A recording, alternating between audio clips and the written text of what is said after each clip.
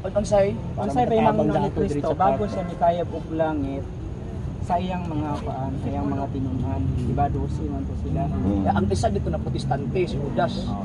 Muna ang mga patron sa protestante si Judas. Ano man kay kinaiya man sa ni Judas ang protesta. So mo na katong mga nagprotesta sa simbahang Katolika, patron la si Judas karon. Ang pahimangno ni Kristo sa iyang mga apostol una moabot ang panahon ay mga bini nga mga propeta. Ay mga bini nga magtutudlo, magbitbi sa iyang ngalan, magwali may tumag sa iyang ngalan, itudlo gamiton ng iyang ngalan, mag-ayog mga masakiton. Kanya pagkauman pero ingon si Kristo wa ko makailan nila. Muna ingon Kristo pagbantay mo. So muna ang mga apostol ipadala ni Kristo sa tibuok kalibutan with the warning nga bantayan mo ang mga tawahan at puro pud ni gabit-bit og ngalan. But pasabot puro pud gakudlo sa iyang gitawag og pulong. So nasi pahimangno nga isang iyo ang maayong balita, ikaduha na pud si warning na bantayan tong mga mining nga mga propeta o mining nga mga magtutudlo. So ibig sabihin nagtudlo sila, nagtudlo tong mga disipulo. Atong apostoles yung ilang mga disipulo, siyempre kay mo minisugo ni Kristo itudlo ang tanan nga akong isugo ninyo. Panlakaw mo sa kalibutan.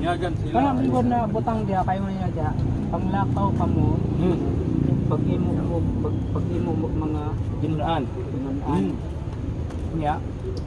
So gikan sa mga disipulo sa ato kaya karon sa itong buhaton sa mga parang sama sa inyo ha unsay dapat itudlo. Ang pinakadapat buhaton, pinakauna kinahanglan kamo subject sa iglesia ang gitukod ni Kristo. Kay mo man na iyang gisugo o man sila ang gisugo. Kay sumala pa ni San Pablo, Roma Kapitulo 10 bersikulo 14 hangtod 15, walay matudlo nga ebanghelyo kung walay magtutudlo nga gipadala.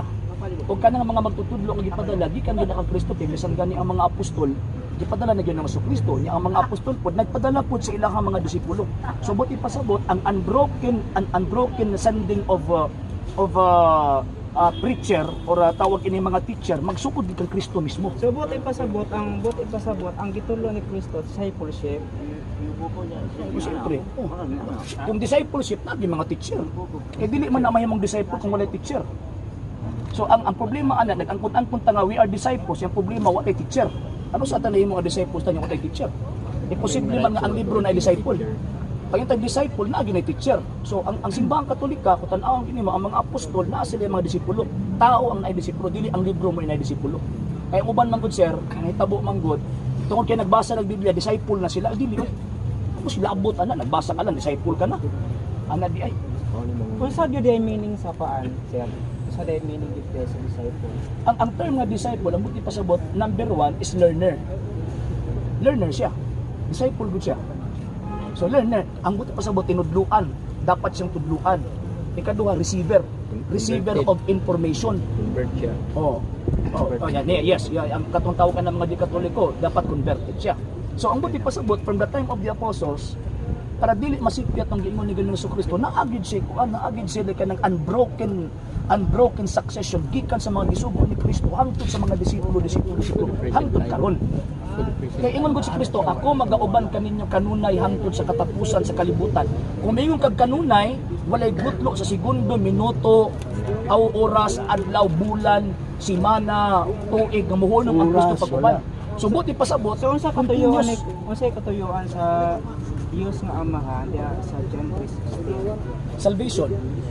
Aron ta maluwas mo na kung si bisan kinsang tao nga dili mo tuo kang Kristo ug mopasakop sa iglesia ng gitungod ni Kristo, madisgrasya gud. San Juan Kapitulo 15 bersikulo 6. Si bisan kinsa nga dili magpabilin kanako mahisama sa usa ka sangaputlog ibalibag malaya hangtod di dauban. Kandidato kas daog wala ka ning iglesia. Sa hindi pa po nakapag-follow sa mga pages po natin, i-follow nyo po yung mga pages po natin. RJ Horolanciano II, TV Apolia Punto Argumento page, Kuya Apologist TV page, and RJ's Vlog 2022. And pwede rin po kayo mag-send po dyan ng Facebook stars. And also, sa ating po mga channel, sa hindi po nakapag-subscribe, subscribe po ninyo yung mga channels natin, The Lay Catholic, Apologist International Official, RJ Sano de Second TV, Kuya Apologist TV, and Barrio Kawayan Religious Forum. And pwede rin po kayo mag-send po dyan ng super sticker, super chats, and super thanks. And maraming salamat po sa mga kapatid at mga Katoliko na ulis pong tumutulong sa programa po natin.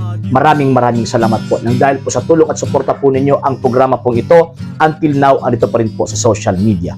And until now din po, nangangailangan pa rin po tayo sa tulong at suporta po ninyo dahil wala po kami magagawa rito mga sir, mga ma'am, kung wala po yung tulong at suporta po ninyo. Sa gusto pong tumulong, sa gusto pong sumuporta, pwede po ninyong ipadala ang tulong at suporta po ninyo sa pamamagitan po ng ating mga account numbers dyan po sa ating pong screen.